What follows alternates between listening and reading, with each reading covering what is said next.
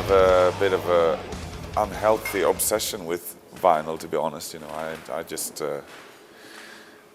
love it. You know, it's because I was now when I was growing up, you know, and I wanted to buy so many records, and I never had money. So I got like one record when I had my birthday, and then I got one record on Christmas. And 2 a year is a bit, you know, when you're a kid and you see like all these records you want, you know. So now I'm kind of making up for for being depraved of vinyl purchases, you know. So now I'm buying shitloads of stuff all the time, and I just love it, you know. What can I say? You just went to a vinyl store today? Yeah. What did you buy? 2 albums I already have, actually. Okay. Pretty Things, As of Sorrow, which is a masterpiece. And it was cheap, so I had to pick it up again. And so you have it twice? Yeah, I have it twice. On vinyl? Yeah. And okay. The album Family Entertainment, which I also have. But this was the first pressing, so I need to have that. And it was cheap. Yes, it is an obsession. It is, yeah. Once upon a time, carried a putter inside. The song Black Rose Immortal from the second album, Morning Rise.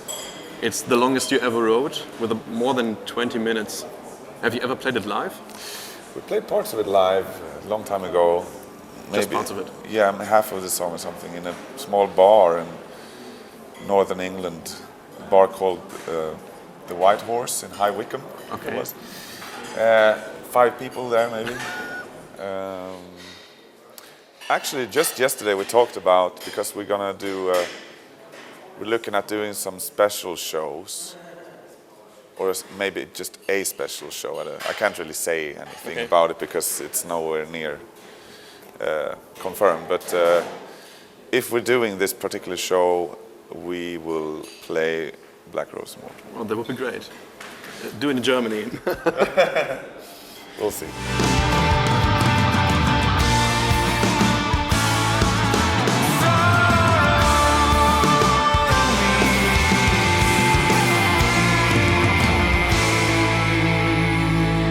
When you listen to older songs from the first Opeth records, what do you think? What do you think of them? I like them, you know.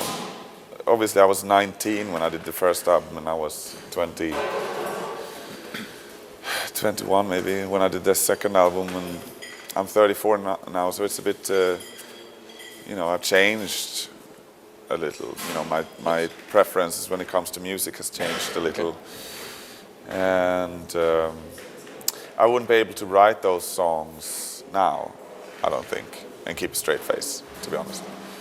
But I like it, you know, and some of the stuff I think is really good, and it really works, and we can bring it back to life, playing some of those songs. Like we played Under the Weeping Moon from the first time, we played The Night in the Silent Water from the second album quite recently, and they sound great, you know. They haven't aged material-wise when you play them live, but when I listen to the album, it feels really old.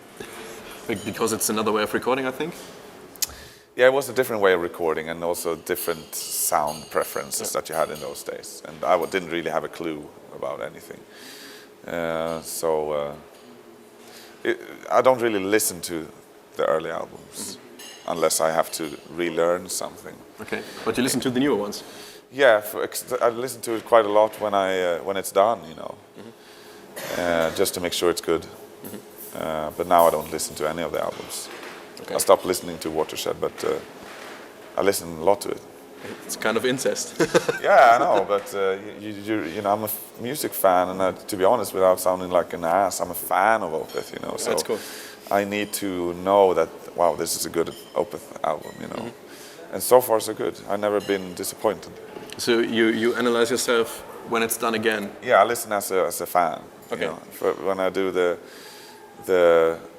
write the songs and record the album, I listen as a musician, and then I listen as a fan, you know. And it's different. It's way different, to be honest. You know, you want to be carried away with the vibe of the song, you know. Like when you record an album, you're so into all the small details, you might forget the whole big picture of a song. But listening to the album once it's done is a completely different thing. That's when you first hear it, you know, as a fan.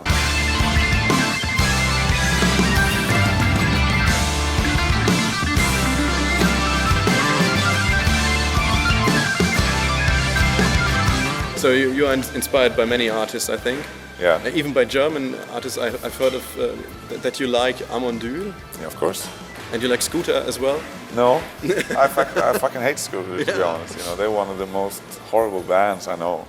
But I think they're funny, you know, and I see a video with them, it's always funny. It's always the crowds cheering in their songs.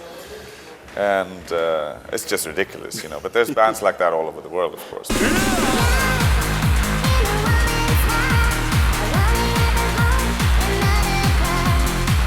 But the German scene, what you refer to as the krautrock scene, is one of my, you know, what I collect. You know, so I buy lots of German obscure bands. Great. I'm a big fan of that whole era.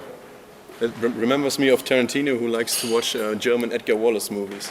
Yeah, you know, I'm probably his kind of equivalent when it comes to the music scene. You know, I pick up a lot of obscure things, but a lot of good things, a lot of forgotten bands that are really good.